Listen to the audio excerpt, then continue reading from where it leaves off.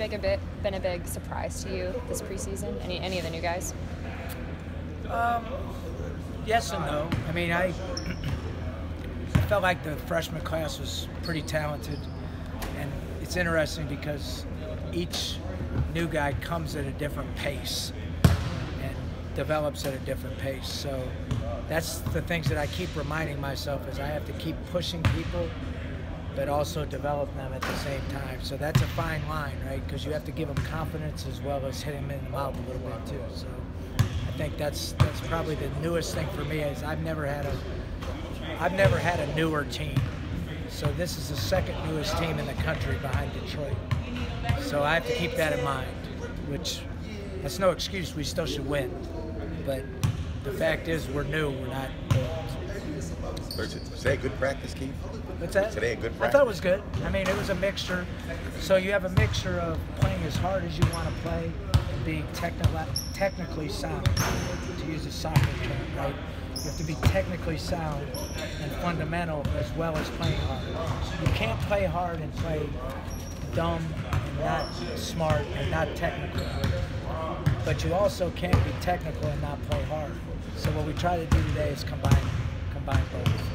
Are they doing that? Yeah, they're trying. They're better when they play hard, not quite as good when they're technical, which is typical of young people. They tend to be good when things are fast-paced and not as good when things are slow-paced. Do you have a sense? Pleased with the energy and intensity? Yeah, I like our guys. I mean, overall, this time of year becomes difficult because of the new rules where you can practice in the summer.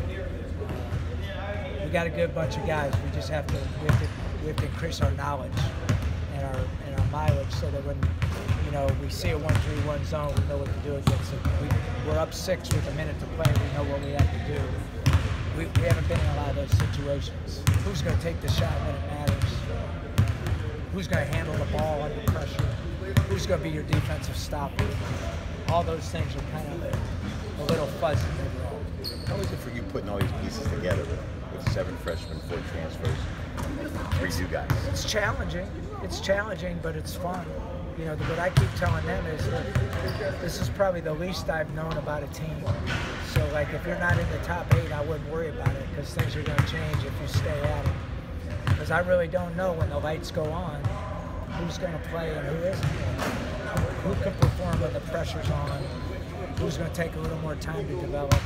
Who just has trouble in practice? Like my first year at Akron, not my first year, but the first year we had Zeke Marshall, he practiced really poorly because the pace of practice was so hard for him, he couldn't function. And then we went to a scrimmage at Cleveland State, he blocked 6 shots. So like sometimes you can't tell from practice. It's hard to know sometimes. So I think that's probably the biggest challenge. Have you been able to get a sense of some things that you feel like are going to be strengths of this team? That's another good question. I'm not quite sure. We thought we were going to shoot the ball well, but we didn't really shoot the ball very well in the first 2 scrimmages. I think we have a good ball handling team. We have 3 more than capable point guards. I think we have good depth at the 5 spot. We're a little uncertain behind the 3 and the 4 yet. We should be better behind there, but we're not quite where we want to be yet. We scrimmaged St. Francis and Canisius. 2 good mid-majors. Worked out okay? Yeah, it was. As a coach now, but you realize it's early.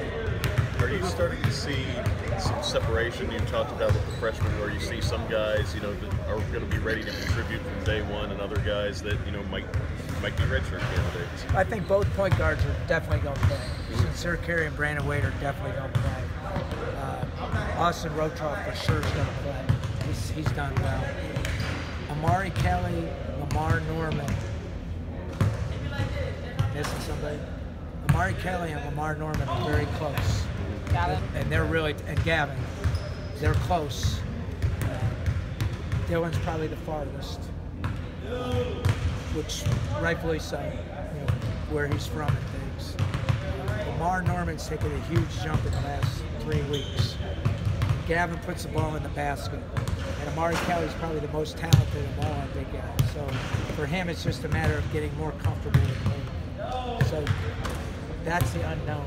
Because we have to win games, we can't really afford to be worried about their feelings whether they play or not, which for young people, that's hard.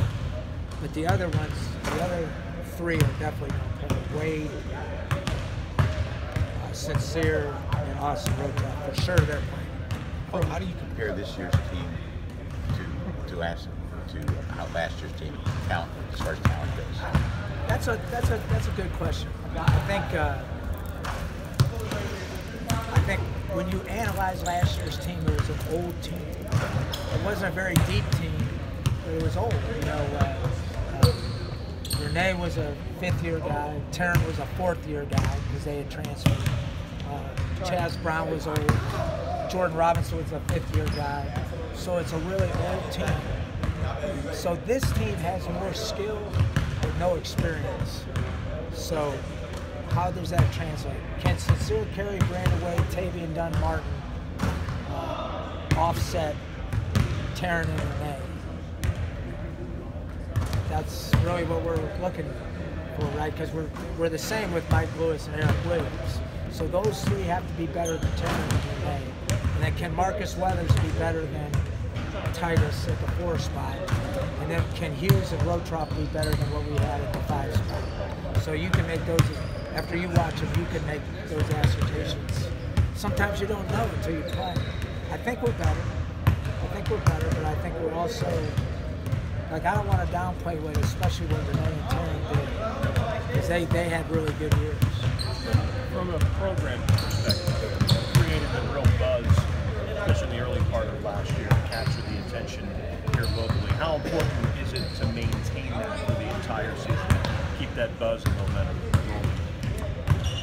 That's another tough one, because what I don't want to do is go all in and not develop those young kids. Because what I have to decide at some point, are we championship ready, or are we just a notch below, right? And because really, anything other than a championship, right?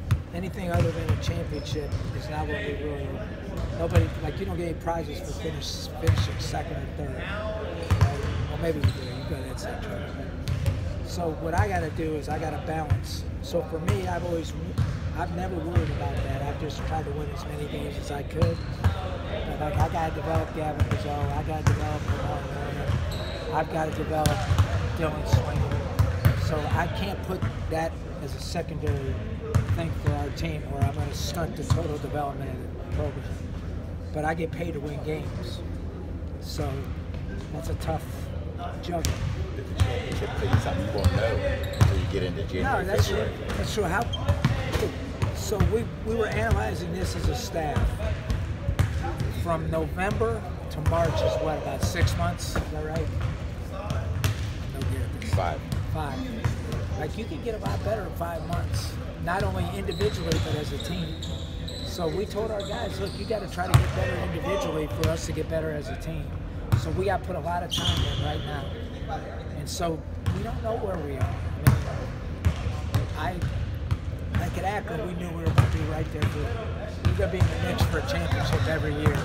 Like, I don't know yet. Like, I think we're going to get a lot better, and I think we've got some really good pieces. But how good are we going to shoot it? I don't know all that. So I think we'll be better. I do. I'm optimistic. But I don't want to blow smoke either. You know, I don't really know. Nathan Knight with William and Mary is pretty high-level coach players. Is someone that you're excited to be able to see you guys face in your first game out? No, I'm not too excited. I'm not excited to see them at all, really. It's really poor scheduling on my part. We're talking about an experienced coach, an experienced team, one of the best shooting teams in the country, and a tough system. So we've spent a lot of time getting ready for it. It's a hard prep.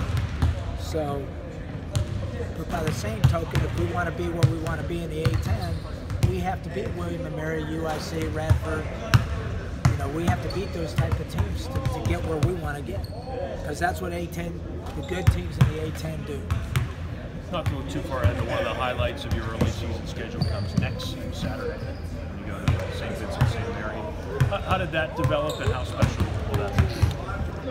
wouldn't say that's a highlight. I mean, it's going to be strange because I'm going to stay at the hotel, not in my house. So that's a little weird for me to stay in a hotel in Akron after all the years I've lived there. But we didn't have a great place to play in Pittsburgh because of the volleyball tournament. And so we thought that the alternative of playing in his arena with donating to the I Promise School and the relationship that LeBron and I have was worth going to Akron. It really has no other. And we thought we could draw reasonably well because we have a lot of friends, not a lot of family, but a lot of friends in Akron. So considering we didn't have anywhere else to go, it was a good alternative. You gonna fill the gym? They have a football game that day. We'll see. I mean, I hope. How big is it? 1,800. I mean, it's a hard fill, I think, you know, for a team like Duquesne coming in. But we'll see if I have 1,800 friends or enemies, one or the other. Hey, there might be people throwing tomatoes at me. There's probably about 10 of them. Right? Where's LeBron going to be that day? They have a game that day. But we're going to visit the school. So we're going to tie it all into the school and, you know, do a little visit with them. Like I'm just so proud of what he's done with, you know, for that city. Like I'm extremely proud of what he's done in the league, but I'm more proud of what he's done off the court. So for me to be able to just do a little something for him after all the things he's done for me, I think it's a good. He's turned a little something at the school. Pardon me? He's turned some things at the school. Donated. Oh well, we have the equipment deal. So you know, us and Ohio State have the LeBron deal. So when you see the little Duquesne logo this year with the crown, nobody else has that. That helps you recruit players. It's not a bad thing.